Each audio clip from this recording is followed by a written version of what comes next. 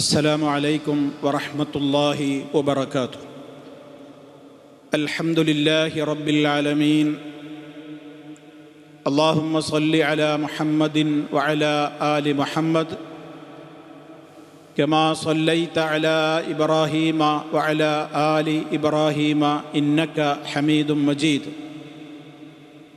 أما بعد فإن خير الكلام كلام الله وخير الهدي هدي محمد صلى الله عليه وسلم وشر الأمور محدثاتها وكل محدثة بدعة وكل بدعة ضلالة.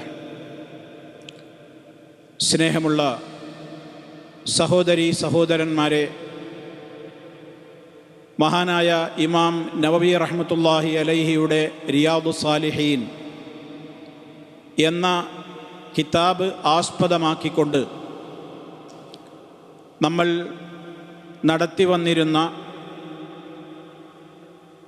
ആ ദർസ് പരിശുദ്ധ റമളാനിൻ്റെ ശേഷം പുനരാരംഭിക്കുന്ന ഒരവസരത്തിലാണ് നമ്മളുള്ളത്. കഴിഞ്ഞുപോയ അധ്യായങ്ങളിൽ ഇസ്ലാമികമായി വിശ്വാസികൾ പാലിക്കേണ്ടുന്ന മര്യാദകളെ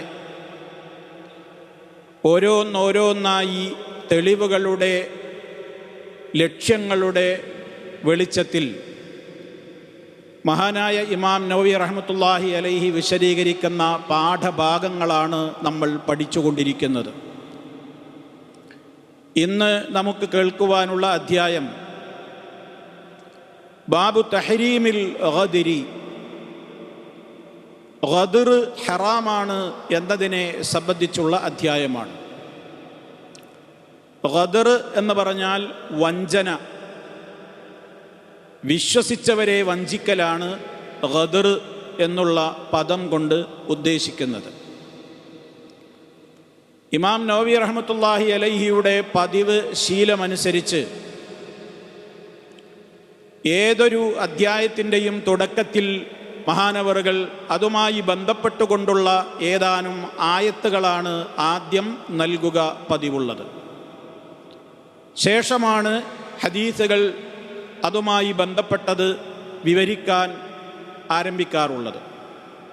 ഈ അധ്യായത്തിൽ വഞ്ചന നിഷിദ്ധമാണ്, ഗദർ ഹറാമാണ് എന്ന് പറയുന്ന ഈ അധ്യായത്തിൽ ഉപോത്ബലകമായി രണ്ട് ആയത്തുകളാണ് ഇമാം നവവി റഹ്മത്തുള്ളാഹി അലൈഹി ആമുഖമായി നൽകിയിട്ടുള്ളത്. ഒന്ന്, ഖാല അല്ലാഹു തആല യാ അയ്യുഹല്ലദീന ആമനൂ ഔഫൂ ബിൽ ഉഖൂദ്. സൂറത്തുൽ മാഇദയിലെ ഒന്നാമത്തെ ആയത്താണ്. അതിൽ പറയുന്നത് സത്യവിശ്വാസികളെ വിളിച്ചുകൊണ്ട് അള്ളാഹു പറയാണ്, യാ അയ്യുഹല്ലദീന ആമനു, സത്യവിശ്വാസികളെ, ഔഫൂ ബിൽ ഉഖൂദി, നിങ്ങൾ കരാറുകൾ പാലിക്കണം. ഔഫ എന്ന് പറഞ്ഞാൽ പാലിച്ചു, പൂർത്തിയാക്കി, നിറവേറ്റി എന്നൊക്കെയാണ് അർത്ഥം. ഔഫൂ, നിങ്ങൾ പാലിക്കുവീൻ, നിങ്ങൾ പൂർത്തിയാക്കുവീൻ, നിങ്ങൾ നിർവഹിക്കുവീൻ. എന്തിനെ? ബിൽ ഉഖൂദി, അഖ്ദ് എന്നുള്ളതിൻ്റെ ബഹുവചനമാണ് ഉഖൂദ്. നമ്മളൊക്കെ ഇവിടെ പ്രവാസികളായി ജീവിക്കുമ്പോൾ നമ്മൾ ബിൽഡിങ്ങുകൾ, നമ്മൾ താമസിക്കുന്ന റെസിഡൻസിന് ഒക്കെ നമുക്ക് അഖ്ദ് നമ്മൾ തയ്യാറാക്കാറുണ്ട്. അഖ്ദുൽ ഈജാർ, നമ്മൾ ടെനൻസി കോൺട്രാക്ട്, അതിന് അറബിയിൽ പറയുന്ന പദം എന്താണ്? അഖ്ദുൽ ഈജാർ. അഖ്ദാണ്, അതൊരു അഖ്ദാണ്. അങ്ങനെ പല അഖ്ദുകളുണ്ട്, അതാണ് ഉഖൂദ്. എല്ലാ മേഖലയിലുമുണ്ട് ഉഖൂദുകൾ, കരാറുകൾ, കോൺട്രാക്റ്റുകൾ. അതൊക്കെ പാലിക്കണം എന്നാണ് പറയുന്നത്. അള്ളാഹുവിൻ്റെ കൽപ്പന അതാണ്. സൂറത്തുൽ മാഇദയിലെ ഒന്നാമത്തെ ആയത്ത് തന്നെ ഇതാണ്. അള്ളാഹു വിശ്വാസികളെ വിളിച്ചുകൊണ്ടാണ് ഇക്കാര്യം പറയുന്നത്. അതിൽ നിന്ന് തന്നെ നമ്മൾ മനസ്സിലാക്കണം, ഇത് ഈമാനുമായി ബന്ധപ്പെട്ട വിഷയമാണ് എന്ന്. കരാറുകൾ പാലിക്കാത്തവർ മുഅ്മിനാവില്ല. കരാറുകൾ പാലിക്കുന്നുണ്ടോ അവനേ മുഅ്മിനാവുകയുള്ളൂ. ഇത് വിശുദ്ധ ഖുർആനിൻ്റെ ധാരാളം സ്ഥലങ്ങളിൽ കരാറ് പാലനത്തിനാവശ്യമായ ആയത്തുകൾ നമുക്ക് എമ്പാടും സ്ഥലങ്ങളിൽ കാണുവാൻ സാധിക്കും. അപ്പോൾ സൂറത്തുൽ മാഇദയുടെ തുടക്കത്തിൽ പറയുന്ന ഈ വിഷയം മുഅ്മിനീങ്ങളോടാണ് അല്ലാഹ് സംസാരിക്കുന്നത്. വിശ്വാസികളെ, പൊതുവിൽ എല്ലാവരും അംഗീകരിക്കുന്ന ഒരു തത്വമാണെന്ത്? ജനറലായി ആളുകൾ അംഗീകരിക്കുന്ന ഒരു പൊതു തത്വമാണ്.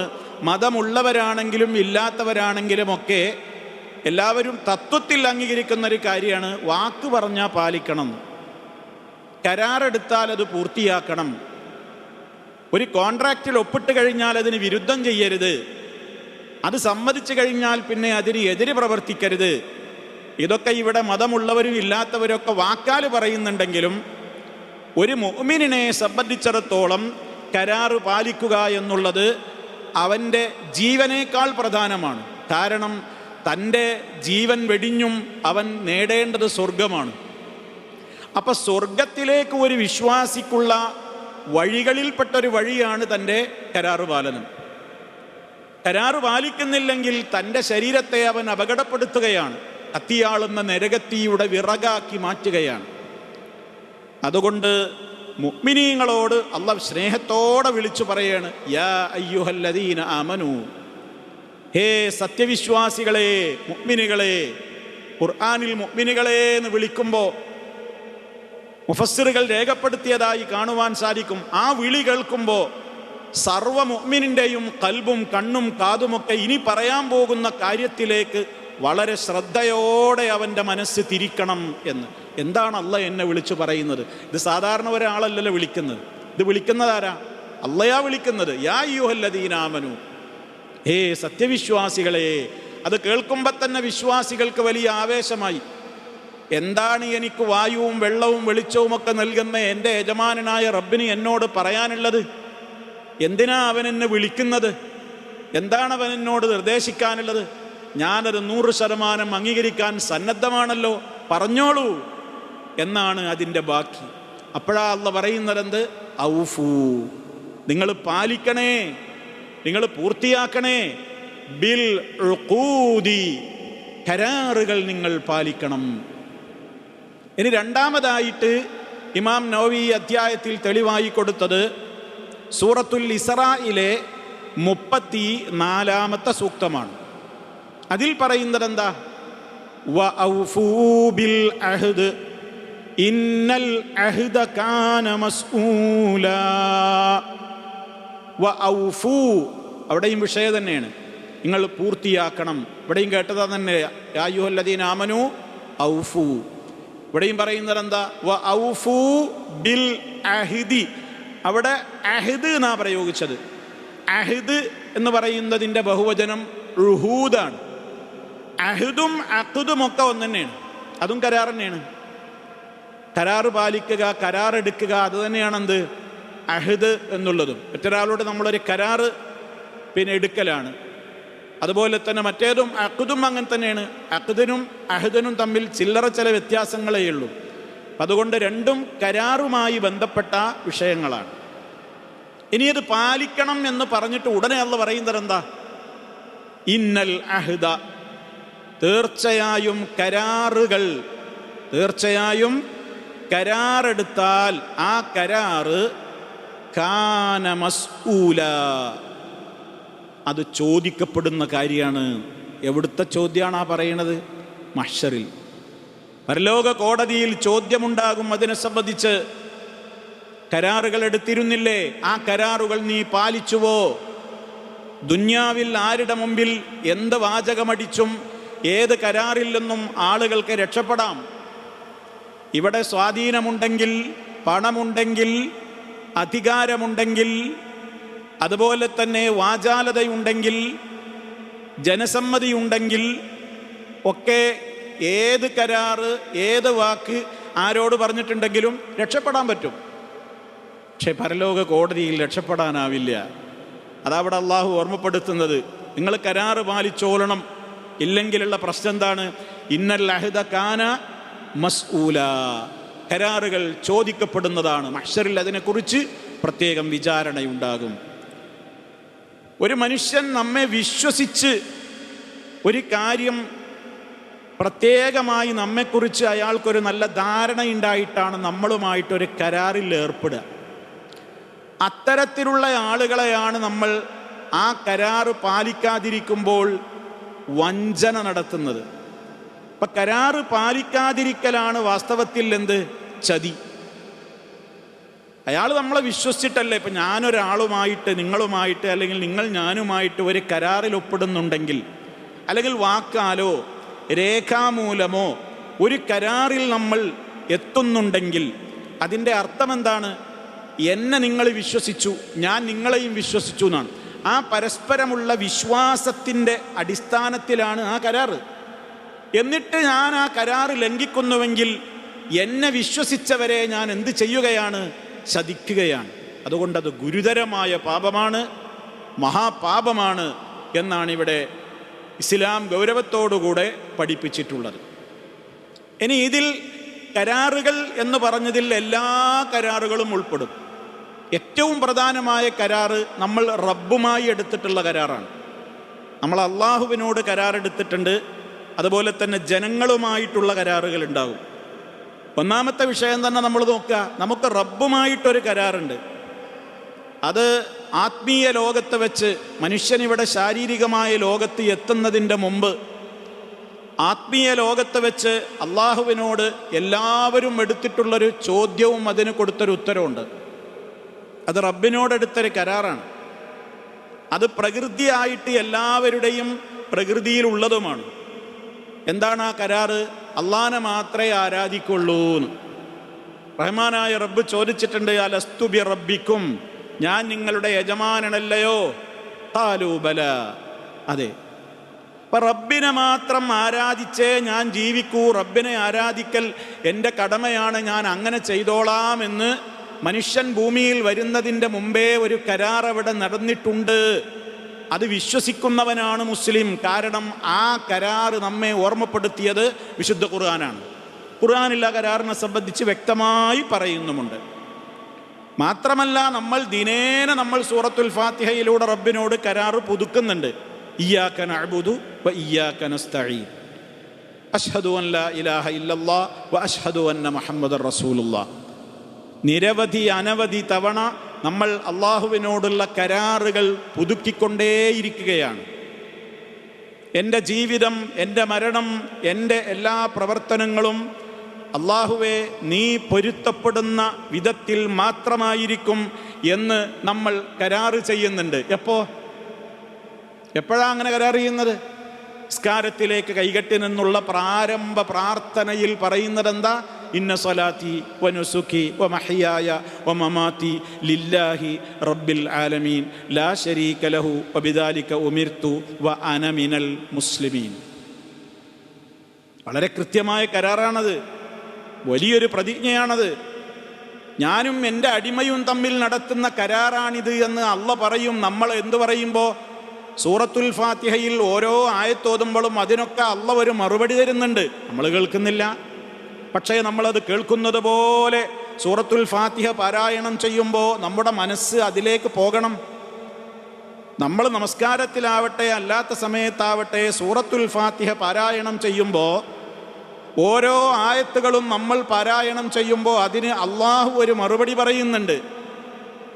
അൽഹംദുലില്ലാഹി റബ്ബിൽ ആലമീൻ നമ്മൾ പറയുമ്പോൾ അള്ളാഹ് പറയുന്നുണ്ട് ഹമിദനി അബ്ദി, എൻ്റെ അടിമ എന്നെ സ്തുതിച്ചിരിക്കുന്നു.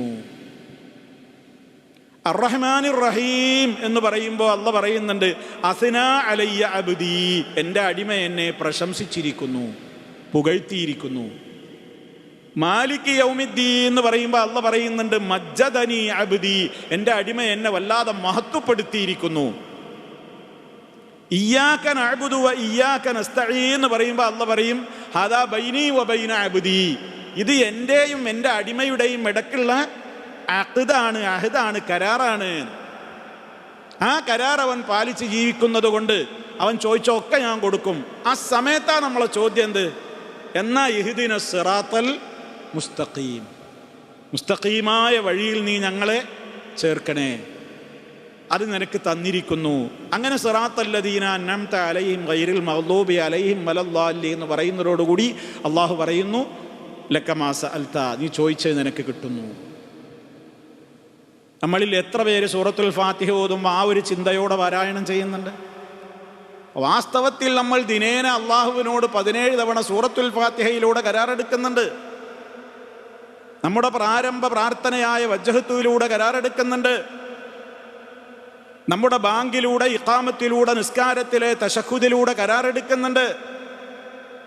അഷ്ഹദു അൻ ലാ ഇലാഹ ഇല്ലല്ലാഹ് അഷ്ഹദു അന്ന മുഹമ്മദർ റസൂലുള്ളാഹ് എന്ന് എവിടെയൊക്കെ നമ്മൾ പറയുന്നുണ്ടോ അതൊക്കെ ബലിഷ്ഠമായ ഒരു കരാറാണ്.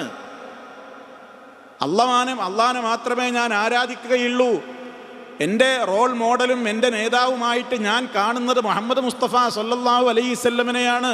ഇതൊക്കെ നമ്മൾ പറയുന്നുണ്ട്. ആ പറയുന്നതിന് എതിര് പിന്നെ നമ്മൾ ചെയ്യുമ്പോൾ വാസ്തവത്തിൽ വലിയ കുറ്റല്ലേ ചെയ്യുന്നത്? കരാറിന് നമ്മൾ എതിര് ചെയ്യുകയാണ്. അവ ഏറ്റവും വലിയ കരാറ് റബ്ബുമായി എടുത്തിട്ടുള്ള കരാറുകളാണ്. ഒരുപാട് കരാറുകൾ അല്ലാഹു തആല നമ്മളോട് ഹറാമുകൾ അരുതേ, ഇല്ല ഞാൻ ചെയ്യില്ല. നിർബന്ധമായ കാര്യങ്ങളൊക്കെ നിങ്ങൾ ചെയ്യണം, അതെ ഞാൻ ചെയ്യും.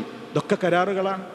5 നേരത്തെ നിസ്കാരം, റമദാനിലെ നിർബന്ധ നോമ്പ്, കഴിവുള്ളവർ ജീവിതത്തിൽ ഒരിക്കലെങ്കിലും ഹജ്ജും ഉംറയും നിർവഹിക്കൽ, സാമ്പത്തിക ശേഷിയുള്ളവർ സക്കാത്ത് കൊടുക്കൽ, ജീവിതത്തിൻ്റെ ഏതേത് മേഖലകളിലുള്ള എന്തെല്ലാം കാര്യങ്ങളുണ്ടോ ഒക്കെ റബ്ബും നമ്മളുമായിട്ടുള്ള കരാറുകളാണ്. ആ കരാറുകൾ പാലിക്കാതിരിക്കുമ്പോൾ നമ്മൾ വഞ്ചനയാണ് നടത്തുന്നത്. വഞ്ചന സൃഷ്ടികളോടായിത്തീരുമ്പോൾ പോലും ഗുരുതരമാണെങ്കിൽ സ്രഷ്ടാവിനോടടുത്ത കരാറുകളിൽ വഞ്ചന നടത്തുമ്പോൾ അതെത്രത്തോളം ഗുരുതരമായിരിക്കും? അതുകൊണ്ട് ഏറ്റവും വലിയ കരാറ് റബ്ബുമായി എടുത്തിട്ടുള്ള കരാറാണ്. രണ്ടാമത് പണ്ഡിതന്മാർ പറഞ്ഞത് ജനങ്ങളുമായി എടുക്കുന്ന കരാറുകളാണ്.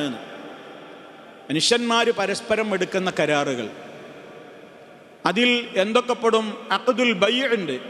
കച്ചവട മേഖലകളിൽ നടക്കുന്ന, ഇടപാടിൻ്റെ മേഖലകളിൽ, കൊള്ളക്കൊടുക്കൽ മേഖലകളിൽ നടക്കുന്ന ഒട്ടേറെ കരാറുകളുണ്ട്.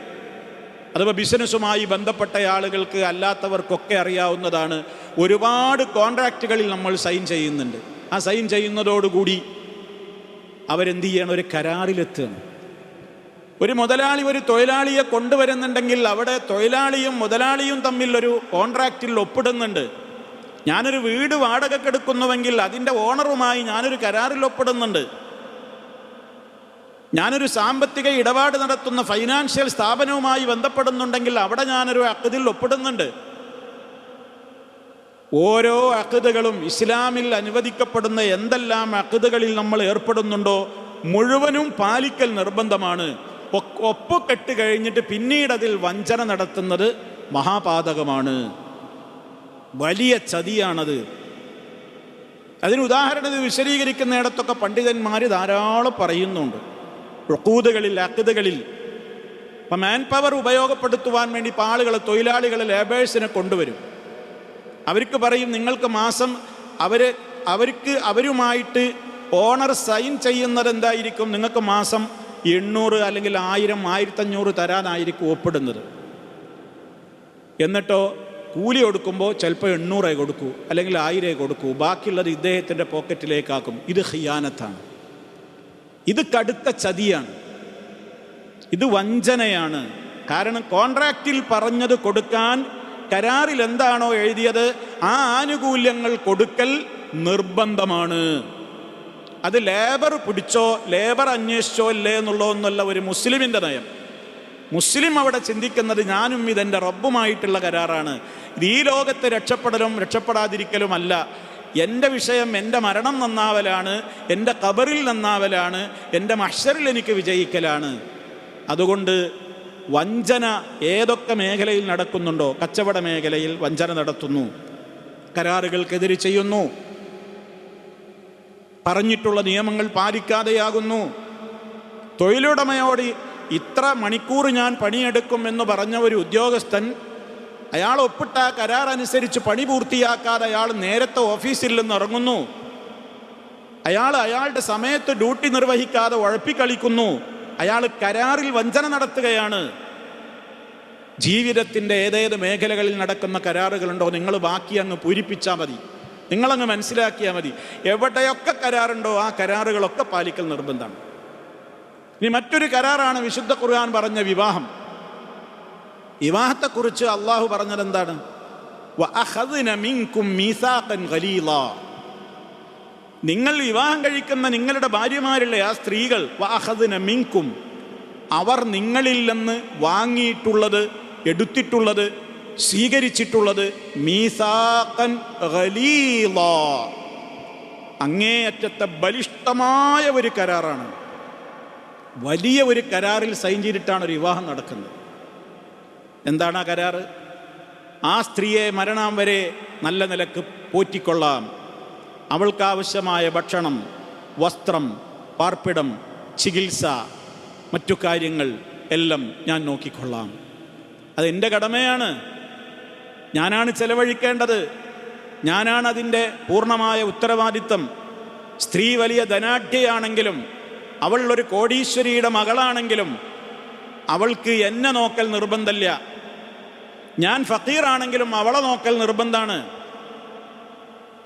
അവൾ വല്ലതും തന്നെങ്കിൽ മാത്രം എനിക്കെൻ്റെ ജീവിതത്തിൽ ഉപയോഗപ്പെട്ടേക്കാം, പക്ഷെ അതെനിക്ക് റൈറ്റല്ല. എന്താ റൈറ്റല്ല എന്ന് പറയാൻ കാരണം, ഒരു ഭർത്താവ് ഭാര്യയ്ക്ക് ചെലവിന് കൊടുത്തിട്ടില്ലെങ്കിൽ കോടതിയിൽ പോകാൻ പെണ്ണിന് റൈറ്റുണ്ട്. അതേ അവസരത്തിൽ ധനാഢ്യയായ ഒരു ഭാര്യയാണ്, അവൾ എന്നെ സഹായിക്കുന്നില്ല, എൻ്റെ ജീവിതത്തിൽ, എൻ്റെ പ്രശ്നത്തിൽ, മക്കൾക്ക് ഫീസിൻ്റെ കാര്യത്തിൽ, വീടിന് റെൻ്റ് കൊടുക്കുന്ന കാര്യത്തിൽ ഒന്നും അവളെന്നെ ഒട്ടും സഹായിക്കുന്നില്ല എന്ന് പറഞ്ഞ് കോടതിയിൽ കേസ് ഫയൽ ചെയ്യാൻ ഒരു ഭർത്താവിനും വകുപ്പില്ല. അപ്പം റൈറ്റില്ല. പണം ചെലവഴിക്കേണ്ടത് മുഴുവൻ ആരാണ്? പുരുഷനാണ്. അപ്പം അതിനനുസരിച്ച് അനന്തര സ്വത്തിലൊക്കെ ചില വ്യത്യാസങ്ങളും ഏർപ്പെടുത്തിയിട്ടുമുണ്ട്. അതൊക്കെ വേറെ വിഷയമാണ്. പലരും ചോദിക്കാറുണ്ട്, എന്താ ആണുങ്ങൾക്ക് കിട്ടുന്ന അത്ര സ്വത്ത് പെണ്ണിന് കൊടുക്കാത്തത്? ഒരു വാപ്പൻ്റെ മക്കൾ ആണും പെണ്ണും ആകുമ്പോൾ പെണ്ണിന് മുതലോരി വെക്കുമ്പോൾ ആണിന് കിട്ടുന്നതിൻ്റെ പകുതിയല്ലേ ഉള്ളൂ. അതൊക്കെ ഇതിനോട് ചേർത്ത് വായിക്കണം. അപ്പം കരാറുകൾ പാലിക്കേണ്ടിടത്ത് കൃത്യമായി പാലിക്കണം. ഒരു വിവാഹവുമായി ബന്ധപ്പെട്ടുകൊണ്ട് അനുവദിക്കപ്പെടുന്ന ഏതെല്ലാം കരാറുകൾ ഒരു പെണ്ണുമായിട്ട് വിവാഹത്തിൻ്റെ സമയത്തൊരു പെണ്ണ് വെക്കുന്നുണ്ടോ, ആ അനുവദിക്കപ്പെട്ട കരാറുകൾ തുടർന്നുള്ള ജീവിതത്തിൽ പാലിക്കൽ ഇയാൾക്ക് നിർബന്ധമാണ്. ഒരു പെണ്ണ് വിവാഹത്തിൻ്റെ സമയത്ത് ഭർത്താവിനോട്, ഈ വിവാഹം കഴിക്കുന്ന ആളോട് പറയണേ, ഞാൻ നിങ്ങളുടെ ഭാര്യയാകാൻ സമ്മതമാണ്, പക്ഷേ എനിക്ക് ചില കണ്ടീഷനുണ്ട്. ഞാൻ ഉദാഹരണം ചില കാര്യങ്ങൾ പറയാം. ആ പെണ്ണ് പറയണത്, ഞാൻ വിവാഹം കഴിഞ്ഞാൽ നിങ്ങളുടെ കൂടെ, നിങ്ങളുടെ കുടുംബത്തിൻ്റെ കൂടെ, കൂട്ടുകുടുംബത്തിൽ ഞാൻ ജീവിക്കാൻ ഇഷ്ടപ്പെടുന്നില്ല എന്നൊരു പെണ്ണ് പറയുകയാണെന്ന് കൂട്ടിക്കോളൂ. അങ്ങനെ ഇപ്പോൾ അധികാരം പറയുന്നല്ലേ ഞാൻ പറയണേ. അങ്ങനെ പറയുകയാണെങ്കിൽ ആയിക്കോട്ടെ, അങ്ങനെ ചെയ്തോളാം, വിവാഹം കഴിഞ്ഞാൽ നമ്മൾ വേറെ പോയി താമസിച്ചോളാം, നിൻ്റെ കൂട്ടുകുടുംബത്തിൽ, എൻ്റെ കൂട്ടുകുടുംബത്തിൽ നിന്നിട്ട് നീ പ്രയാസപ്പെടുന്നൊരവസ്ഥ വേണ്ട എന്ന കരാറോടുകൂടെയാണോ ആ നിക്കാഹ് നടന്നത് എങ്കിൽ വിവാഹത്തിന് ശേഷം പിന്നെ ചതിക്കാൻ പാടില്ല. നിക്കാഹൊക്കെ കഴിഞ്ഞില്ല, നിക്കാഹ് കഴിയാൻ വേണ്ടിയാണ് പറഞ്ഞതല്ലേ. നിക്കാഹൊക്കെ കഴിഞ്ഞതിന് ശേഷം പിന്നെ കൂട്ടുകുടുംബത്തിൽ തന്നെ അവളെ താമസിപ്പിക്കുക. അവൾക്ക് ആ വിവാഹത്തെ ദുർബലപ്പെടുത്താൻ ആ പെണ്ണിന് റൈറ്റ് ഉണ്ട്. മനസ്സിലായോ? ആ സ്ത്രീക്ക് ആ വിവാഹത്തെ വേണമെങ്കിൽ ഫസ്ഖ് ചെയ്യാൻ റൈറ്റ് ഉണ്ട്. കാരണം എന്താണ്? ഇയാളോട് എടുത്ത കരാർ ഇയാൾ പാലിച്ചിട്ടില്ല. അങ്ങനെ പല ഉദാഹരണങ്ങൾ നമുക്ക് കാണുവാൻ സാധിക്കും. അപ്പം ഇസ്ലാമിൽ അത്രത്തോളം പ്രാധാന്യ ആ വിഷയത്തിലുണ്ട്. കരാറുകൾ എവിടെയൊക്കെ എടുക്കുന്നുണ്ടോ ആ കരാറുകൾ പാലിച്ചേക്കണം. അല്ലാത്തത് കൊടും ചതിയാണ്, വിശ്വസിച്ചവനെ ചതിക്കലാണത്. അത് പാടില്ലാത്ത സംഗതിയാണ് എന്ന് വളരെ ഗൗരവത്തോടുകൂടെ ഇസ്ലാം പറയാണ്. കച്ചവട രംഗത്ത്, അതേപോലെ തന്നെ മാർക്കറ്റിങ്ങിൻ്റെ മേഖലയിലൊക്കെ കാണുന്ന ഒരുപാട് കാര്യങ്ങളുണ്ട്. ഒരു ബിസിനസ് മേഖലയിൽ ഞാനിതാ നിനക്കൊരു സാധനം വിറ്റിരിക്കുന്നു, ഇതിലുള്ള പോരായ്മകൾ എന്താണെങ്കിൽ ആ പോരായ്മകൾ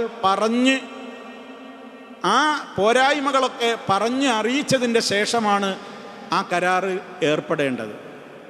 കുറേ പോരായ്മകൾ എനിക്കറിയാം, ഈ കണ്ട സാധനമാണ് കച്ചവടം ചെയ്യും, അതിലുള്ളതൊക്കെ ഉണ്ടാവുന്ന പോരായ്മകൾ എനിക്കറിഞ്ഞിട്ടും ഞാൻ പറയാതിരിക്കുന്നത് അഖ്ദിലുള്ള വഞ്ചനയാണ്, ബിസിനസ്സിലുള്ള വഞ്ചനയാണത്.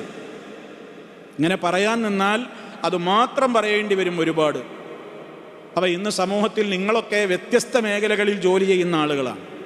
നിങ്ങളൊക്കെ ഇടപെടുന്ന മേഖലകളിൽ എവിടെയെല്ലാം കരാറുകളിൽ സൈൻ ചെയ്യുന്നുണ്ടോ, ഏതൊക്കെ മേഖലകളിൽ വഞ്ചനകൾ നടക്കുന്നുണ്ടോ പറഞ്ഞറിയിക്കേണ്ടതില്ല. അപ്പം അത്തരത്തിലുള്ള വാഗ്ദത്തങ്ങൾ അഥവാ കരാറുകൾ വിശ്വസിച്ച് നമ്മെ ഏൽപ്പിച്ചൊരു ഡ്യൂട്ടിയിൽ കൃത്രിമങ്ങൾ ചെയ്തുകൊണ്ട് ആ മേഖലയിലെ സൂക്ഷ്മതയ്ക്ക് വിരുദ്ധമായ ചതിപ്രയോഗങ്ങൾ നടത്തൽ വിശ്വാസികൾക്ക് നിഷിദ്ധമാണ്. അതാണ് ബാബു തഹരീമിൽ ഗദ്രി. ചതി ഹറാമാണ്, ഒരു സംശയമില്ല. അതിപ്പോൾ പറയുമ്പോൾ അങ്ങനെ പറയുക എന്നല്ലാതെ അങ്ങനെയൊക്കെ പാട് നടക്കുമോ? കോൺട്രാക്റ്റിൽ അങ്ങനെയൊക്കെ ഉണ്ടാവും. അതൊക്കെ പാട് പാലിക്കാൻ പറ്റുമോ? പാലിക്കാൻ പറ്റാവുന്നതേ കോൺട്രാക്റ്റിൽ എഴുതാവൂ, അല്ലാത്തത് ആദ്യം എഴുതണ്ടാന്ന്. എഴുതിയോ അത് പാലിക്കപ്പെടും. ഇവിടെ കഴിച്ചിലായോ ഇല്ലേ എന്നുള്ളതല്ല. പരലോക കോടതിയിൽ രക്ഷപ്പെടൂല, പരലോക കോടതിയിൽ രക്ഷപ്പെടൂല. അവിടെ വിചാരണക്ക് വരുന്നത് വേറെ ശക്തിയാണ് നമ്മെ വിചാരണ ചെയ്യുന്നത്. അവിടെ രക്ഷപ്പെടാൻ പറ്റൂല. ഇവിടെ പലതും കൊടുത്തിട്ടൊക്കെ രക്ഷപ്പെടാൻ പറ്റും, അവിടെ അത് നടക്കൂല. അതിനാണ് അള്ളാഹ് മുന്നറിയിപ്പ് നൽകിയത്, വൗഫൂ ബിൽ അഹ്ദ്, നിങ്ങൾ കരാറുകൾ പാലിച്ചോളണം. ഇന്നൽ അഹ്ദ കാന മസ്ഊല, കരാറുകൾ ചോദിക്കപ്പെടുന്ന വിഷയമാണ്. പരലോക കോടതിയിൽ ഇഴകീറി ചോദ്യമുണ്ടാകും. നീ എടുത്ത ഇന്ന ഇന്ന കരാറ് നമ്പർ 1, 2, 3, 4 ഓരോന്നിലും അതങ്ങ് ഇഴകീറി പരിശോധിക്കപ്പെടും. അതുകൊണ്ട് അത് പാലിച്ചോളണം, ഇല്ലെങ്കിൽ അവിടെ സുഖം ഉണ്ടാവില്ല എന്നാണ് ആ പറയുന്നത്. ഇനി ഇതുമായി ബന്ധപ്പെട്ടുകൊണ്ട് ഉള്ള ഹദീസുകളിലേക്ക് കടന്നാൽ, ഒന്നാമതായി ഇമാം നവവി റഹ്മത്തുള്ളാഹി അലൈഹി വിഷയത്തിൽ നൽകിയ ഒന്നാമത്തെ ഹദീസ്, മഹാനായ സഹാബി അബ്ദുല്ലാഹി ബിൻ അംർ ബിൻ അൽ ആസ്. അബ്ദുള്ള എന്നാണ് സഹാബിയുടെ പേര്, പിതാവിൻ്റെ പേര് അംർ ബിൻ അൽ ആസ്. ആ സഹാബി അദ്ദേഹത്തിൽ നിന്ന് ഉദ്ധരിക്കുന്ന ഹദീസാണ്. അദ്ദേഹം പറയാണ്, അന്ന റസൂലല്ലാഹി സ്വല്ലല്ലാഹു അലൈഹി വസല്ലമ ഖാല, തീർച്ചയായും അള്ളാഹുവിൻ്റെ റസൂല് പറഞ്ഞിരിക്കുന്നു, അർബഉൻ അർബഉൻ മൻ കുന്ന ഫീഹി കാന മുനാഫിഖൻ ഖാലിസാ വമൻ കാനത് ഫീഹി ഖസ്ലത്തും മിൻഹുന്ന കാന ഫീഹി ഖസ്ലത്തും മിനൻ നിഫാഖി ഹത്താ യദഅഹാ ഇദാ ഉതുമിന ഖാന وإذا حدث كذب وإذا عاهد غدر وإذا خاصم فجر متفق عليه. എന്താണിവിടെ നബി സല്ലല്ലാഹു അലൈഹി വസല്ലം പറയുന്നത്? അർബഉൻ, 4 കാര്യങ്ങൾ. മൻ കുന്ന ഫീഹി, ആരിലെങ്കിലും ആ 4 കാര്യങ്ങളും ഉണ്ടായാൽ, ആരിലെങ്കിലും താഴെ പറയാൻ പോകുന്ന 4 കാര്യങ്ങൾ ഉണ്ടായാൽ എന്താ പ്രശ്നം? കാന, അവനായിത്തീർന്നു, മുനാഫിഖൻ ഖാലിസ, നല്ല എ ക്ലാസ് മുനാഫിക്കാവും, വെള്ളം ചേരാത്ത മുനാഫിക്കായി മാറും. ഇത് 4 കൂടി ഉണ്ടെങ്കിൽ ഖാലിസായ മുനാഫിക്കാവുന്നു. വമൻ കാനത്ത് ഫീഹി, ഇനി അതിന് തുടർന്നുകൊണ്ട് പറയാണ്, ഇനി വമൻ, ആരെങ്കിലും, കാനത്ത് ഫീഹി, അവനിലുണ്ടായി, ഖസ്ലത്തും മിൻഹുന്ന, എല്ലാം കൂടി ഒന്നുമില്ല, അതിൽ നിന്ന് ഏതെങ്കിലും ഒരു കാര്യമുണ്ടായാൽ, കാന ഫീഹി, അവനിലുണ്ടായി എന്ന് നമ്മൾ മനസ്സിലാക്കണം. ഖസ്ലത്തും മിനൻ നിഫാഖി, കാപ്പട്യത്തിൽ നിന്ന് അക്കാര്യം അവനിലുണ്ട്. അതൊഴിവാകണം എന്നുണ്ടെങ്കിൽ എന്തേ നിവൃത്തിയുള്ളൂ? ഹത്താ യദഅഹാ, അതങ്ങ് ഉപേക്ഷിക്കലേ നിവൃത്തിയുള്ളൂ. ആ നിഫാഖിൻ്റെ ചാപ്പ നമ്മുടെ ശരീരത്തിൽ കുത്തപ്പെടാതിരിക്കണമെങ്കിൽ ഈ 4 കാര്യങ്ങളിൽ ഏതെങ്കിലും ഒന്നുണ്ടോ അത് ഒഴിവാക്കലേ നിവൃത്തിയുള്ളൂ, അല്ലെങ്കിൽ അവൻ മുനാഫിക്കായിട്ട് തന്നെ എണ്ണപ്പെടും. ഏതൊക്കെയാ 4 കാര്യങ്ങൾ? ഇത് ഉതുമിന ഖാന, വിശ്വസിച്ച് ഒരു കാര്യം അവനെ ഏൽപ്പിച്ചാൽ ഖാന, അവനെന്ത് ചെയ്യും? ചതിക്കും. അമാനത്തോടുകൂടി, വിശ്വാസത്തോടുകൂടി അവനോടൊരു കാര്യത്തിൽ ഇടപെട്ടാൽ അവനെന്ത് ചെയ്യും? ചതിക്കും. അതാണ് ഖാന. ഖാന എന്ന് പറഞ്ഞാൽ എന്താ? ചതിച്ചു എന്നുള്ളതാണ് ഖിയാനത്ത്. ഖിയാനത്ത്, ഖാന, ചതിക്കും. രണ്ടാമത്തതോ വൈദാ ഹദ്ദസ, അവൻ എപ്പോൾ സംസാരിക്കുകയാണെങ്കിലും അവൻ സംസാരിച്ചാൽ കദബ, കള്ളം പറയും. സംസാരിച്ചാൽ കള്ളം പറയും. വായ തുറന്നാൽ കളവേ പറയുള്ളൂ. മൂന്നാമത്തെ കാര്യം വഇദാ ആഹദ, അവൻ വല്ലവരുമായും വല്ല കരാറിലും ഏർപ്പെട്ടാൽ.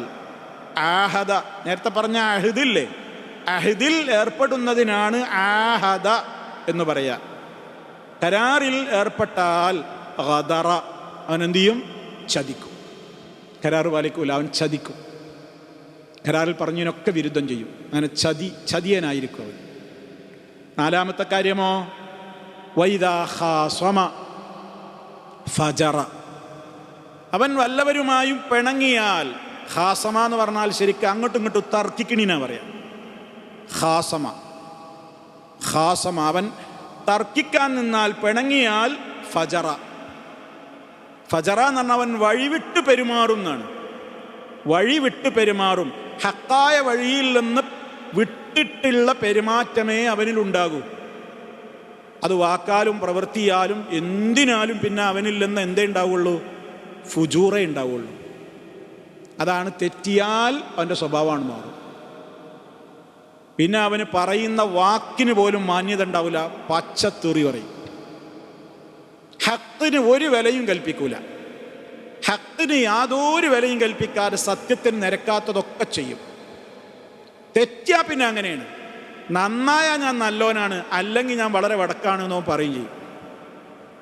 നന്നായാ ഞാൻ നല്ല ഉഷാറാണ്, ഇല്ലെങ്കിൽ ഉണ്ടല്ലോ എന്നെ പിടിച്ചാൽ കിട്ടൂല, അതെന്നെ മുനാഫിക്ക്. അതാ വൈദാ ഖാസമ ഫജറ. ഈ നാലെണ്ണവും കൂടി ഒരാളിലുണ്ടായാൽ ഖാലിസായ മുനാഫിക്കാണ്. ഈ നാലിൽ നാലെണ്ണൊന്നും ഇന്നിലുള്ള ഒന്നുണ്ടോ, എന്നാൽ ഒന്നുള്ള മുനാഫിക്കാണ്. എന്നാൽ പിന്നെ ഇനി ഒഴിവാകാൻ എന്താ മാർഗം? മുസ്തഫ പറഞ്ഞ ഒരേ മരുന്നേയുള്ളൂ, ഹത്താ യദഅഹ. ആ ഉള്ള സ്വഭാവവും കൂടി നിന്റെ സ്വഭാവത്തിൽ നിന്ന് അങ്ങോട്ട് എടുത്ത് ഒഴിവാക്കുക, അതേ നിവൃത്തിയുള്ളൂ. ഇനി നമ്മളിവിടെ പറയുമ്പോൾ ചില കാര്യങ്ങൾ ചേർത്ത് മനസ്സിലാക്കണം. അതായത് യഥാർത്ഥത്തിൽ നിഫാഖ് രണ്ട് വിധമുണ്ട്. നിഫാഖ് രണ്ട് വിധമുണ്ട്. ഒന്ന് നിഫാഖുൻ ഇഅ്തിഖാദി, വിശ്വാസപരമായ നിഫാഖ്, വിശ്വാസത്തിലുള്ള കാപട്യം. അവരെക്കുറിച്ചാണ് വിശുദ്ധ ഖുർആൻ പറഞ്ഞത്, അവരൊരിക്കലും മുസ്ലിം ആവില്ല. അവർ എവിടെയാണ് നരകത്തിൽ അവരുടെ സ്ഥാനം? സാധാരണ കാഫറുകൾക്ക് കിട്ടുന്നതിൻ്റെയും താഴെ തട്ടിലായിരിക്കും. നരകത്തിൻ്റെ പ്രത്യേകത, അടിത്തട്ടിലേക്ക് പോകുന്തോറും ശിക്ഷയുടെ ഗൗരവം കൂടും. സ്വർഗത്തിൻ്റെ പ്രത്യേകത, മുകളിലേക്ക് പോകുന്തോറും ഔന്നത്യം കൂടും. മുനാഫിക്കുകളെക്കുറിച്ച് അള്ളാഹു പറഞ്ഞതെന്താ? ഇന്നൽ മുനാഫിഖീന ഫിദ്ദർക്കിൽ അസ്ഫലി മിനന്നാർ. തീർച്ചയായും മുനാഫിക്കുകൾ നരകത്തിയുടെ ഏറ്റവും അടിത്തട്ടിൽ തന്നെയാകുന്നു. കടുത്ത ശിക്ഷയാണ് മുനാഫിക്കുകൾക്ക്. അപ്പം അതാരെക്കുറിച്ചാണ്? മുനാഫിഖുൻ ഇഅ്തിഖാദി, വിശ്വാസത്തിൽ തന്നെ കപടനാണവൻ എന്ന് പറഞ്ഞാൽ അവൻ അള്ളണ്ട് എന്നൊക്കെ നാവുകൊണ്ട് പറയും. അവൻ്റെ ഉള്ളിലെന്താണ്? എന്താ അള്ള, അതിലൊന്നും വലിയ കാര്യമൊന്നുമില്ല. നിസ്കാരത്തിനൊക്കെ മുസ്ലിമീങ്ങളുടെ കൂടെ പള്ളിയിലൊക്കെ ഉണ്ടാവും, മുസ്ലിമീങ്ങളുടെ കൂടെയൊക്കെ അങ്ങനെ ഉണ്ടാവും. പക്ഷെ അവൻ്റെ ഉള്ളെന്താണ്? ഇതിലൊന്നും വലിയൊരു കാര്യമൊന്നുമില്ല. പിന്നെ നമ്മളവിടെ പോയി ഇരുന്ന് കൊടുത്തിട്ടില്ലെങ്കിൽ ഇപ്പം എങ്ങനെ? ഇപ്പോൾ ഈ സൊസൈറ്റിയിൽ ഇപ്പോൾ നമുക്ക് മക്കളെ കെട്ടിക്കണം, പെണ്ണിട്ടണമെന്നുണ്ടെങ്കിൽ അല്ലെങ്കിൽ മരിച്ചായ എവിടെയും മറ്റുള്ള എവിടെയെങ്കിലും കൊണ്ട് ചുടലിലൊക്കെ കൊണ്ടായി കുഴിച്ചിടുന്നതിന് പകരം പള്ളിക്കാട്ടിലേക്കൊക്കെ നമ്മളെ കൊണ്ടുപോകണമെന്നുണ്ടെങ്കിൽ നമ്മളിപ്പോൾ ഇങ്ങനെ അഭിനയിച്ചേ പറ്റൂ. ഇങ്ങനെയൊക്കെ ഉണ്ടാവും. അപ്പോൾ ഉള്ളിൽ അള്ളാഹുവിനോടും റസൂലിനോടും കടുത്ത വിരോധം വെച്ച് പുലർത്തിയിട്ട് പുറമേക്ക് വാക്കാൽ അഭിനയിക്കുന്നവനുണ്ട്. അത് മുനാഫിഖുൻ ഫിൽ ഇഅ്തിഖാദ്, വിശ്വാസത്തിൽ തന്നെ അവൻ ആരാണ്? കപടനാണ്. ഇതിൽ പറയുന്നത് അതല്ല. ഇതിൽ പറയുന്ന ഈ രൂപത്തിലുള്ള നിഫാഖ് ഇത് അമലിയാണ്. നിഫാഖുൻ ഫിൽ അമൽ, അവൻ്റെ സ്വഭാവത്തിലും പ്രവർത്തനത്തിലും അവന് കാപട്യമുണ്ട്. അതുകൊണ്ട് പക്ഷേ ഇസ്ലാമെന്ന് പുറത്തേക്ക് പോകൂല, മുസ്ലിമീത്തായി തന്നെ ഉണ്ടാവും. പക്ഷേ അവന് മുനാഫിഖിൻ്റെ എല്ലാ സ്വഭാവങ്ങളോടും അവനെ ചേർത്ത് പറയാൻ എന്താ കാരണം? അത്രക്ക് ഗുരുതരമാണ് ഈ സ്വഭാവങ്ങൾ എന്ന് മനുഷ്യനെ പഠിപ്പിക്കാനാണ്. അതിൽപ്പെട്ട 4 ഈ പറഞ്ഞു കഴിഞ്ഞത്. വിശ്വാസവഞ്ചന നമ്മൾ പറഞ്ഞു കഴിഞ്ഞു. ഇത് തുമിന ഖാന, അത് വിശദീകരിക്കാതെ മനസ്സിലാവും. എന്നെ ഒരാളൊരു കാര്യം ഏൽപ്പിക്കുന്നുണ്ടെങ്കിൽ അതിൻ്റെ അർത്ഥം എന്താ? അയാൾക്ക് എന്നെ വിശ്വാസമുണ്ട് എന്ന്. പിന്നെ ഞാൻ അതിൽ ചതിച്ചാൽ പിന്നെ കൊടും വഞ്ചനയല്ല ഞാൻ ചെയ്യുന്നത്. സംസാരിക്കുമ്പോൾ ഒരു മുസ്ലിം കളവ് പറയാൻ പാടില്ല എന്നുള്ളത് പ്രാഥമിക നിയമമാണ്. എപ്പോൾ വർത്താനം പറഞ്ഞാലും നുണയെ പറയുള്ളൂ എന്ന് വിചാരിച്ചാൽ. അതേപോലെ തന്നെ ഒരാൾ ഏതെങ്കിലും ഒരു കരാറിൽ ഏർപ്പെട്ടാൽ അത് അയാളുടെ ശീലം അത് വഞ്ചനയാണ്. പിന്നെയോ തമ്മിൽ തെറ്റിയാൽ സ്വഭാവമൊക്കെ മാറും. ഈ കാണുന്ന ആളൊന്നുമല്ല, പിന്നെ വായിന്ന് വരുന്ന തെറിക്ക് കണക്കൊന്നും ഉണ്ടാവില്ല. ഒരു ഡിക്ഷണറിയിലും അതിന് വേർഡിന് അർത്ഥം തെരഞ്ഞാൽ കാണൂല. അമ്മാതിരി ജനനേന്ദ്രിയവും ഒക്കെ വരും. അവൻ്റെ നാവിൽ നിന്ന് വരുന്ന പദങ്ങൾക്ക് ഡിക്ഷണറിയിൽ പോലും തപ്പിയാൽ അർത്ഥം കിട്ടൂലാണ്. ഒരു കാതിനും അത് ഉൾക്കൊള്ളാനാവൂലാണ്. അങ്ങനത്തെ പൂരത്തെറി ഒരു മനുഷ്യനെന്നത് പറയാൻ നമുക്ക് പറയാൻ പോലും, ഉദാഹരണം പറയാൻ പോലും നമ്മൾ ലജ്ജിക്കുന്നു. എന്നാൽ ഇന്നത്തെ വളരുന്നവർ തലമുറ അവർക്കതൊക്കെ സാധാരണ വേർഡുകളാണ്. ഇത് നമ്മൾ ഗൗരവത്തോടെ കാണണം. അത് വീട്ടിലൊക്കെ സ്വന്തം ബാപ്പനോടും ഉമ്മനോടും പ്രയോഗിക്കുന്ന മക്കളുണ്ട്. അധ്യാപകന്മാരോട് ഗുരുനാഥന്മാരോട് പ്രയോഗിക്കുന്ന മക്കളുണ്ട്, വിദ്യാർത്ഥികളുണ്ട്. സഹപാഠികളോട് പറയുന്ന വിദ്യാർത്ഥികളുണ്ട്. അവർ പറയുന്ന വേർഡിന് ഒരുപാട് ഉദാഹരണങ്ങൾ എനിക്ക് പറയാനുണ്ട്. പക്ഷെ അതൊരു സദസ്സിൽ വെച്ച് എൻ്റെ നാവ് കൊണ്ട് പറയാനോ നിങ്ങളുടെ നാവുകൾക്കത്, നിങ്ങളുടെ കാതുകൾക്കത് ഉൾക്കൊള്ളാനോ ആവില്ല. അവിടെ ഞാൻ പറയുന്നില്ല. അങ്ങനത്തെ തെറികളാണ് സോഷ്യൽ മീഡിയകളിൽ വലിയ കോമഡികളായും അതുപോലെ തന്നെ ചില ചാനലുകാർ നടത്തുന്ന തെരുവിലെ ഇൻ്റർവ്യൂകളായും നൂറുകൂട്ടം കാര്യങ്ങളുമൊക്കെയായി സമൂഹത്തിൽ കാണുന്ന തെറിപ്പാട്ടുകൾ. ഒരു മുഅ്മിനിൻ്റെ നാവിലൊരിക്കലും വരാത്തത്. എന്നാൽ മുനാഫിക്കിനെ തമ്മിൽ തെറ്റിയ ഇതൊന്നും, നോർമൽ ജീവിതത്തിൽ ഇതൊക്കെ പറയാൻ മടിയുള്ളവനും തമ്മിൽ തെറ്റിയ എന്ത് വിളിക്കും? ഈ വേർഡുകളൊക്കെ പറയുന്നു. അപ്പോൾ അവനിൽ എന്തുണ്ടായിട്ടാണത്? കാപട്യം അവൻ്റെ ഹൃദയത്തിൽ നിലകൊള്ളുന്നുണ്ട്. അത് ഗുരുതരമായ ഭവിഷ്യത്തിലേക്ക് അവനെ ചെന്നെത്തിക്കും. അതുകൊണ്ട് ഈ ഒരു സ്വഭാവവും ഒരാളിലും ഉണ്ടാവാതിരിക്കാൻ വളരെ ഗൗരവത്തോടുകൂടെ ശ്രദ്ധിക്കണം എന്നാണ് ഈ പറഞ്ഞതിൻ്റെ ചുരുക്കം. അപ്പോൾ ഈ 4 കാര്യങ്ങളും കേട്ടുകഴിഞ്ഞു. നമ്മുടെ ജീവിതത്തിലേക്ക് നമ്മളാണ് എത്തി നോക്കേണ്ടത്. ഈ 4-ൽ ഏതെങ്കിലും ഒന്ന് എൻ്റെ ജീവിതത്തിലുണ്ടോ? ഉണ്ടെങ്കിൽ അത് ഒഴിവായി കിട്ടാൻ റബ്ബിനോട് പ്രാർത്ഥിക്കുകയും എല്ലാ അർത്ഥത്തിലും ആ സ്വഭാവങ്ങളിൽ നിന്ന് രക്ഷ നേടുവാനുള്ള കഠിനമായ പരിശ്രമങ്ങളിൽ പ്രാർത്ഥനാപൂർവം ഏർപ്പെടുകയും ചെയ്യേണ്ടതുണ്ട്. അള്ളാഹു തൗഫീഖ് പ്രദാനം ചെയ്യുമാറാകട്ടെ. രണ്ടാമത്തെ ഹദീസായി ഇമാം നവവി നൽകിയിട്ടുള്ളത് അത് 3 സഹാബിമാരും ഉദ്ധരിച്ച ഹദീസാണ്. ഒന്ന് മഹാനായ അൻ ഇബ്നു മസ്ഊദ് റളിയല്ലാഹു അൻഹു, വബിൻ ഉമർ അബ്ദുല്ലാഹി ബിൻ ഉമർ, അനസ് റളിയല്ലാഹു അൻഹു. 3 സഹാബിമാരും ഖാലു, ഒരു 3 ആളും പറഞ്ഞു, ഖാലൻ നബിയു സല്ലല്ലാഹു അലൈഹി വസല്ലം, അള്ളാഹുവിൻ്റെ റസൂൽ സല്ലല്ലാഹു അലൈഹി വസല്ലമ പറഞ്ഞിരിക്കുന്നു. എന്താ പറഞ്ഞത്? ലികുല്ലി ഗാദിരിൻ ലിവാഉൻ യൗമൽ ഖിയാമത്തി യുഅറഫു ബിഹി യുഖാലു ഹാദിഹി ഗദ്റതു ഫുലാൻ. മുത്തഫഖുൻ അലൈഹി. ഇമാം ബുഖാരി മുസ്ലിമും സംയുക്തമായി റിപ്പോർട്ട് ചെയ്തിട്ടുള്ള ഹദീസാണത്. എന്താ അള്ളാഹിൻ്റെ റസൂൽ പറയുന്നത്? ലികുല്ലി ഗാദിരിൻ, എല്ലാ വഞ്ചകന്മാർക്കും ഉണ്ടാകും. ലിവാ ഉന്നൊരു പതാക. ലിവാ എന്ന് പറഞ്ഞാൽ എന്താണ്? കൊടി, പതാക എന്നതിനാണെന്ത് പറയാ? ലിവാ. എല്ലാ ചതിയന്മാരുടെ കയ്യിലും യൗമൽ ഖിയാമത്തി, അന്ത്യനാളിൽ ഒരു കൊടി ഉണ്ടാകും. യുഅറഫു ബിഹി, ആ കൊടി കൊണ്ടാണ് അവനെ പരിചയപ്പെടുത്തപ്പെടുക. ഓരോരുത്തൻ്റെ കയ്യിലുണ്ടാകും ഒരു കൊടി. ചതിയൻ്റെ കയ്യിലൊക്കെ ഓരോ കൊടി ഉണ്ടാകും. അത് എവിടെയാണ് ആ കൊടി ഫിറ്റ് ചെയ്യാന്ന് അടുത്ത ഹദീസിൽ വരുന്നുണ്ട്. എന്നിട്ട് വിളിച്ചു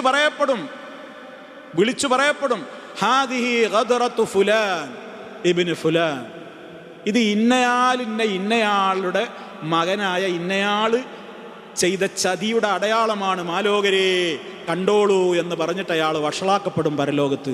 ഇയാൾ ചതിയനായിരുന്നു, ഇയാൾ കരാറ് പാലിക്കാത്തവനായിരുന്നു, ഇയാൾ കോൺട്രാക്റ്റിന് എതിര് പ്രവർത്തിച്ചവനായിരുന്നു, ഇയാൾ വഞ്ചകനായിരുന്നു. സർവ്വ വഞ്ചകന്മാരുടെയും പരലോകത്ത് അവരെ തിരിച്ചറിയപ്പെടുന്ന ഒരു കൊടി കൊടുത്തുകൊണ്ട് നാളെ മഹ്ശറിൽ അവർ അപമാനിക്കപ്പെടും. നഊദു ബില്ലാഹ്.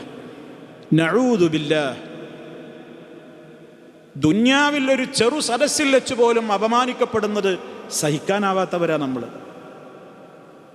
നമ്മുടെ പ്രഭാതത്തിലെ ദിക്റിലും പ്രഭാതത്തിലെ പ്രാർത്ഥനയിലും ഒക്കെ അള്ളാഹിനോട് കേണ് തേടുന്നൊരു തേട്ടുണ്ട്.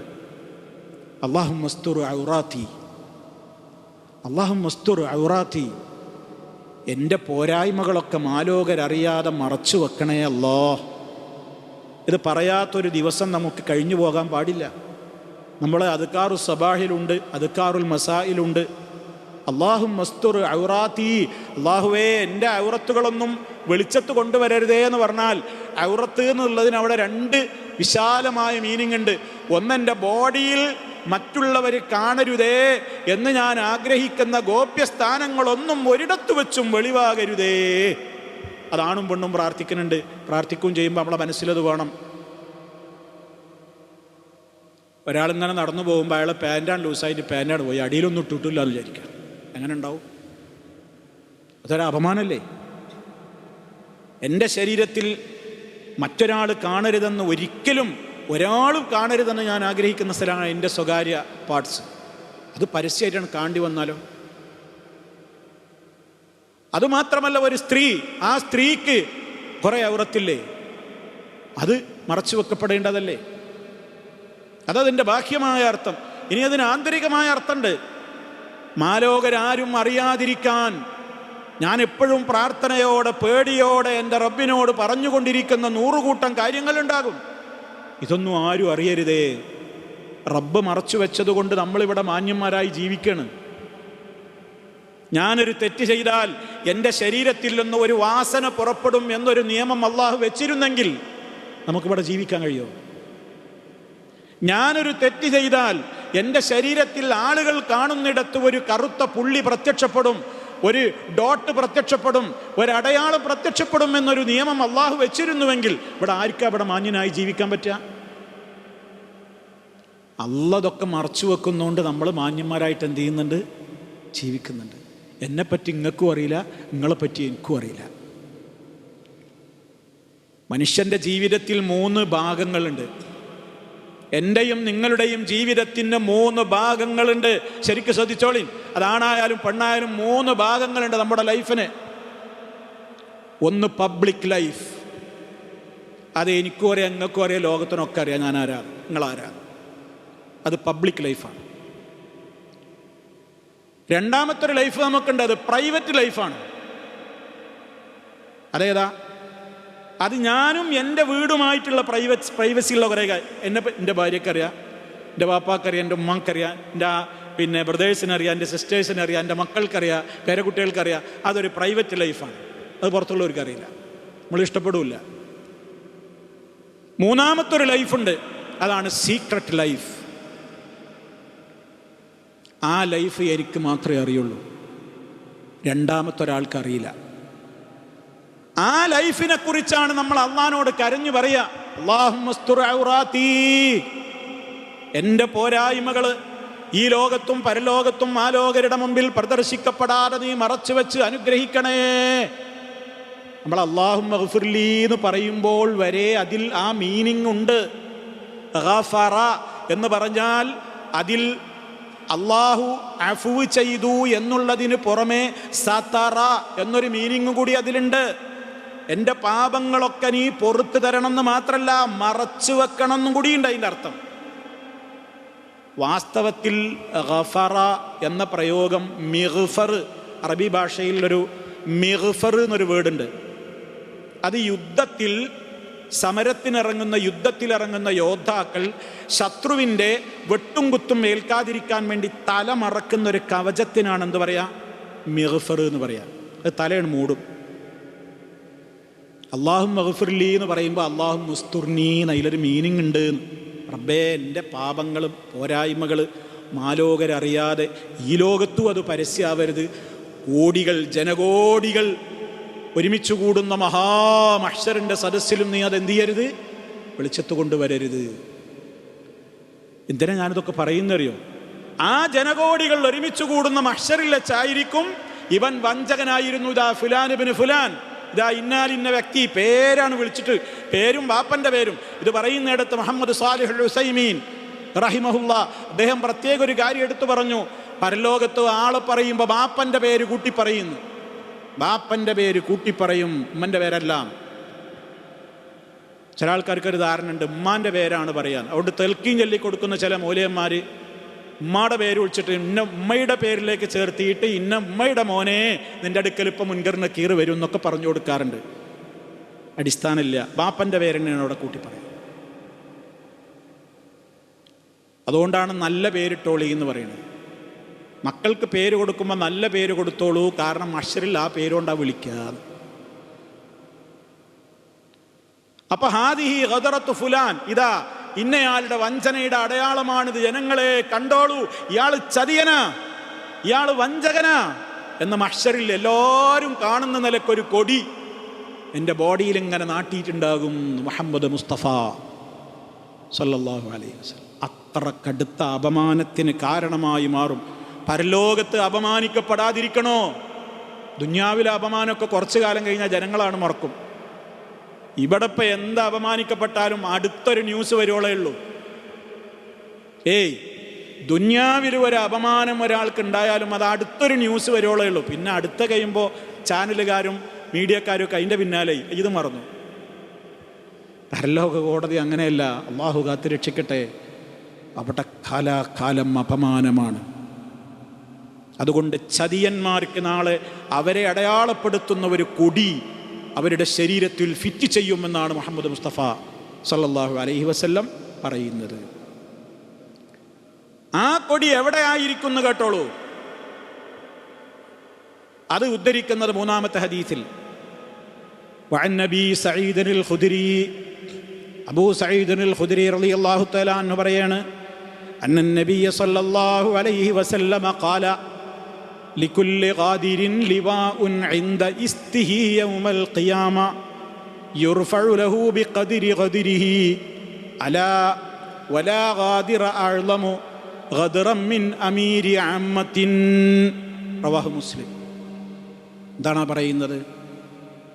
അള്ളാഹിൻ്റെ റസൂല് പറയാണ്, സല്ലല്ലാഹു അലൈഹി വസല്ലം പറയാണ്, ലികുല്ലി ഖാദിരിൻ, എല്ലാ ചതിയന്മാർക്കും ഉണ്ടാകും ലിവാഉൻ, ഒരു കൊടി.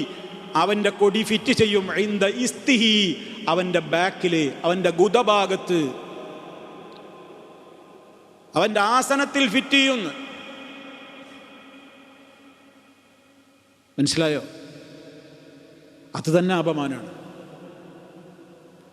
നാണം കെട്ടോണ്ട് ആസനത്തിലൊരാല് മുളച്ചാൽ എന്നാൽ വാല് മുളച്ചാൽ എന്ന് നമ്മൾ പറയാം. അവരുടെ നാണക്കേടിൻ്റെ കാര്യമായിട്ട് അത് ദുന്യാവിൽ തന്നെ പ്രയോഗിക്കണതാണ്. ഒരു കൊടി നാട്ടും യൗമൽ ഖിയാമ, ഖിയാമത്ത് നാളിൽ. യുർഫഉ ലഹു, നീ ആ പതാക കൊടി എത്രത്തോളം ഉയർത്തപ്പെടും? ബിഖദ്രി ഖദ്രിഹി, ദുന്യാവിൽ ഓരോരുത്തരും ചെയ്ത വഞ്ചനയുടെ അളവ് എത്രത്തോളം ഉണ്ടായിരുന്നുവോ അത്രത്തോളം ആ കൊടിയുടെ ഉയരം കൂടും. കാരണം അതിൻ്റെ കണക്കും അതിൻ്റെ അളവും അതിൻ്റെ വലിപ്പൊന്നും മറന്നു പോകുന്നവനല്ല റബ്ബ്. അതിനൊക്കെ കണക്കുണ്ട്.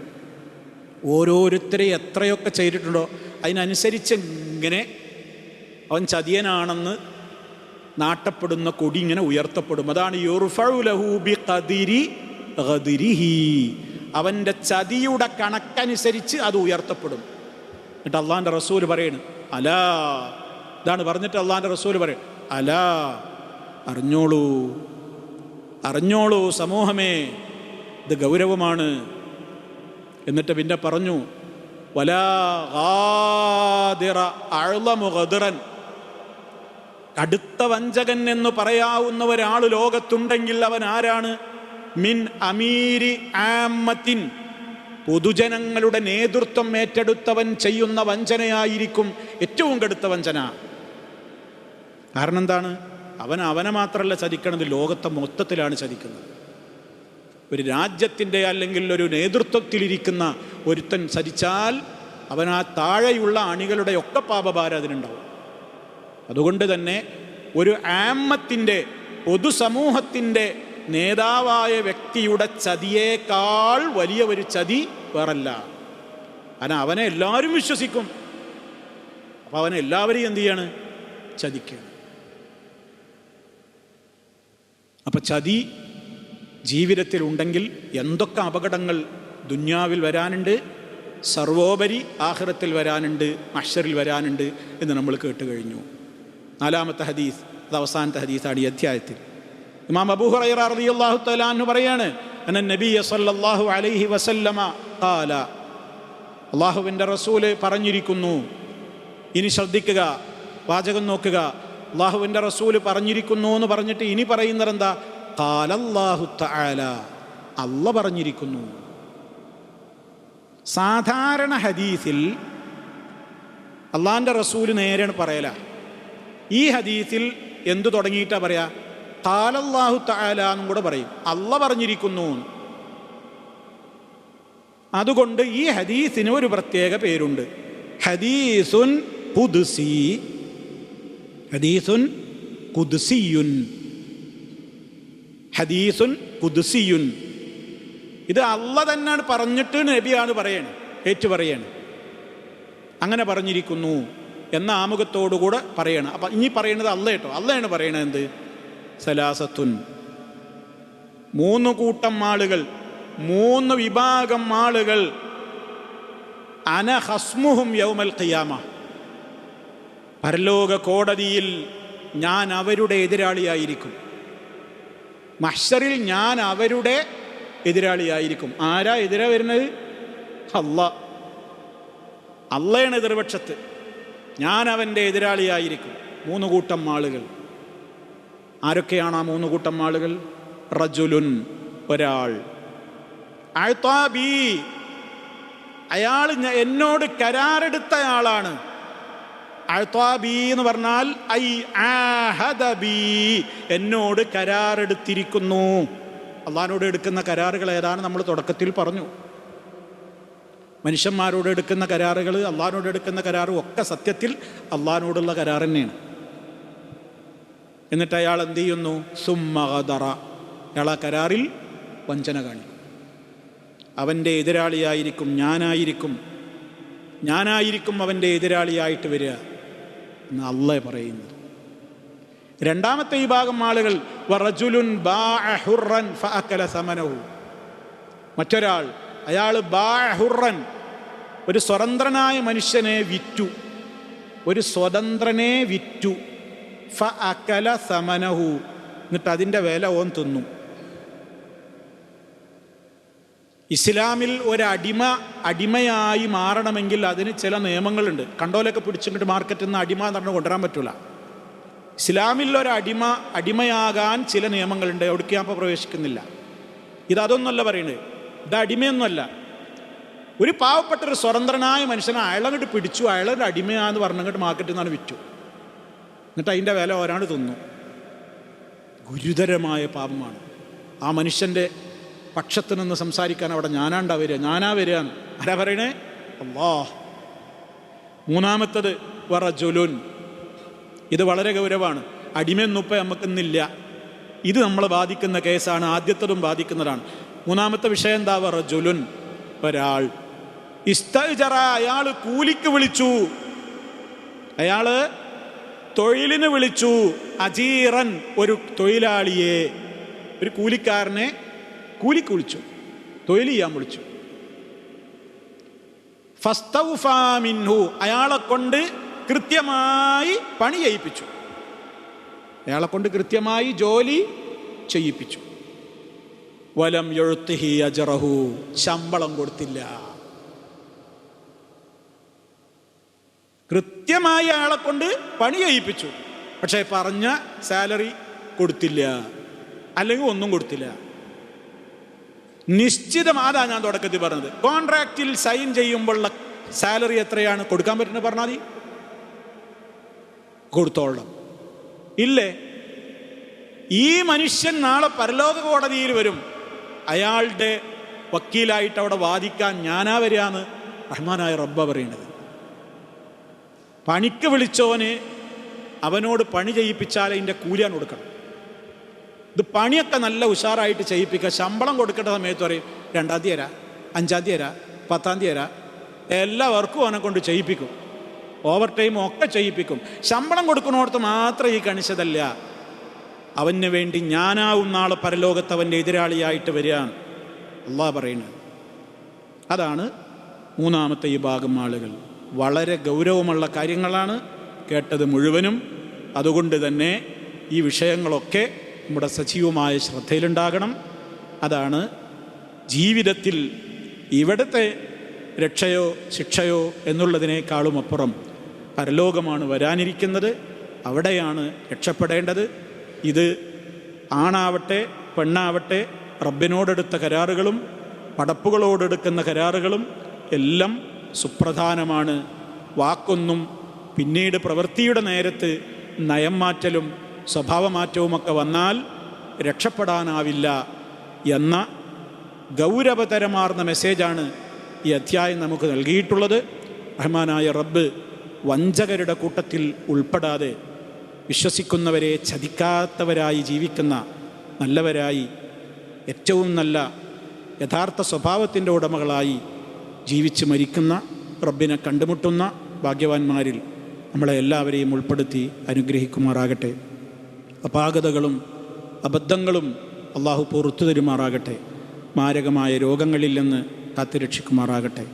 നമ്മളിലെ രോഗികൾക്ക് അള്ളാഹു ഷിഫ നൽകുമാറാകട്ടെ. നമ്മളിൽ നിന്ന് മരണപ്പെട്ടു പോയ സജ്ജനങ്ങൾക്ക് അള്ളാഹു മഗ്ഫിറത്തും റഹ്മത്തും നൽകി അനുഗ്രഹിക്കുമാറാകട്ടെ. അല്ലാഹുമ്മ ജഅൽ ഹാദൽ ബലദ ആമിനൻ മുത്മഇന്ന വസായിറ ബിലാദിൽ ആലമീൻ. റബ്ബന ഇഗ്ഫിർ ലനാ ദുനൂബന വകഫിർ അന്നാ സയ്യിആതിനാ വതവഫനാ മഅൽ അബ്റാർ. അല്ലാഹുമ്മ വഫിഖ് ഉലാത ഉമൂരിനാ ലിമാ തുഹിബ്ബുഹു വതർളാഹ്.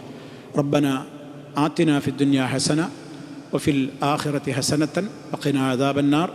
തവഫനാ മുസ്ലിമീൻ വഅൽഹിഖ്നാ ബിസ്സാലിഹീൻ വൽഹംദുലില്ലാഹി റബ്ബിൽ ആലമീൻ.